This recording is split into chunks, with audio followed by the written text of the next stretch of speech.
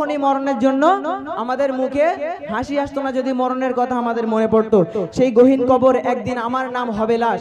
আমরা যখন দুনিয়ার মধ্যে এখন বেঁচে আছি, আমাদের যখন ইন্তেকাল হয়ে যাবে, আমরা যখন মারা যাব, আমাদের রুহটাকে যখন নিয়ে বারজাকের জগতে চলে যাবে, মানুষ তখন আমাদেরকে কখনোই বলবে না দুনিয়ার মানুষ যে এখানে শিল্পী ইমরান তাহির এসেছিল এবং এমডি ইমরান এখানে এসেছে।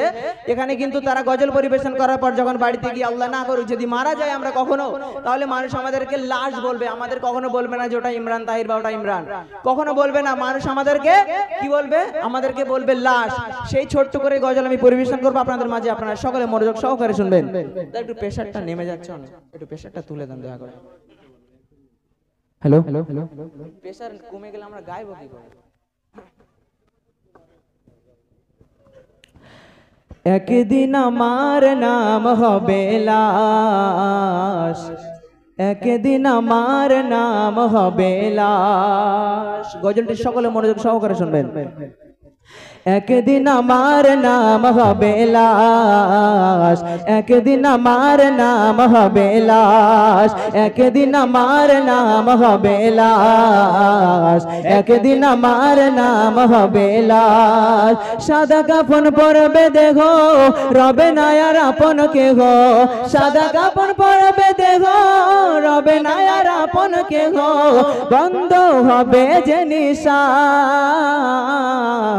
একদিন আমার নাম হবে লাশ, একদিন আমার নাম হবে লাশ, একদিন আমার নাম হবে লাশ, একদিন আমার নাম হবে লাশ। আমরা যখন মারা যাব ওই মসজিদের মাইকে এলান করে দেবে যে অমুক ব্যক্তির জানাজা অমুক টাইমে হবে। কি বলবে?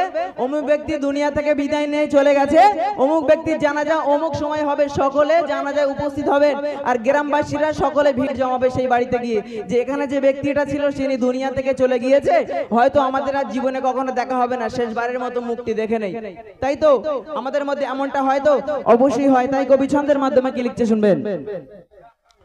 মসজিদে এলান হবে একে একে জানবে সবে, সকলে আসবে আমার বাড়ি। মসজিদে এলান হবে একে একে জানবে সবে, সকলে আসবে আমার বাড়ি। শেষ দেখা দেখবে সজন, দেখে আমায় ভিজবে নয়ন, শেষ হবে মিছে জমিদারি।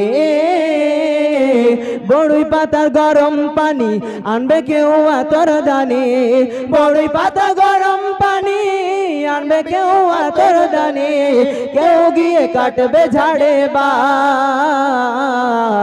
একদিন আমার নাম হবে লাশ, একদিন আমার নাম হবে লাশ, একদিন আমার নাম হবে লাশ, একদিন আমার নাম হবে লাশ। সাদা কাফন পরবে দেখো রবে না আর আপন কেহ, সাদা কাফন পরবে দেখো রবে না আর আপন কেহ, বন্ধ হবে যে নিঃশ্বাস। একদিন আমার নাম হবে লাশ, একদিন আমার নাম হবে লাশ, একদিন আমার নাম হবে লাশ, একদিন আমার নাম হবে লাশ। আমরা যখন মারা যাব আমাদের লাশটাকে আমাদের পবিত্রভাবে গোসল করানোর পর এক সাইডে আমাদেরকে গোসল করানো হবে, আর অপর দিকে বাড়ির স্বজন তারা গিয়ে বাঁশ কাটবে। কেন? আমাদেরকে কবরস্থ করা হবে, তাই তো বাঁশ কাটবে এক সাইডে, একদিকে বড়ই পাতা দিয়ে গরম পানি করা হবে, কারণ আমাদেরকে পবিত্র করার জন্য, আমাদেরকে গোসল করার জন্য। আর অপর দিকে বন্ধুরা গিয়ে, চাচারা গিয়ে, ভাইরা গিয়ে ঝাড় থেকে বাঁশ কেটে নেবে, কারণ আমাদেরকে কবরস্থ করা হবে। আমাদের আর দুনিয়ার জমিনে রাখা হবে না, কারণ আমাদের যদি দুনিয়ার মধ্যে রেখে দেয় তাহলে আমাদের লাশ কিন্তু খারাপ হয়ে যাবে। সেই জন্য কিন্তু কবরের আমাদেরকে কবরস্থ করে দেবে। তারপরে গোসল করানোর পরে আমাদেরকে যখন সাদা কাফন জড়াবে, তারপরে কবি কি ছন্দের মাধ্যমে লিখছে, সকলে মনোযোগ সহকারে শুনবেন। গোসল করিয়ে আমায় খাটিয়াতে রাখবে সবাই, পরিয়ে দিয়ে সাদা কাপড়।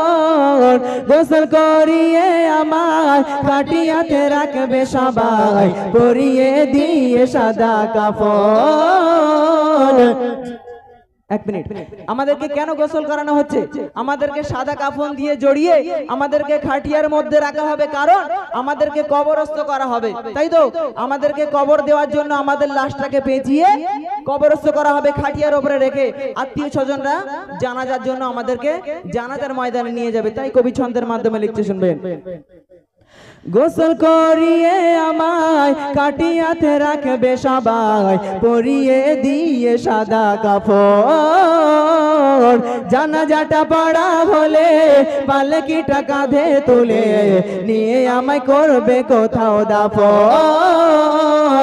গোসল করিয়ে আমায় কাটিয়াতে রাখবে সবাই, পরিয়ে দিয়ে সাদা কাপড়। জানাজাটা পড়া হলে পালকিটা কাঁধে তুলে নিয়ে আমায় করবে কোথাও দাফন।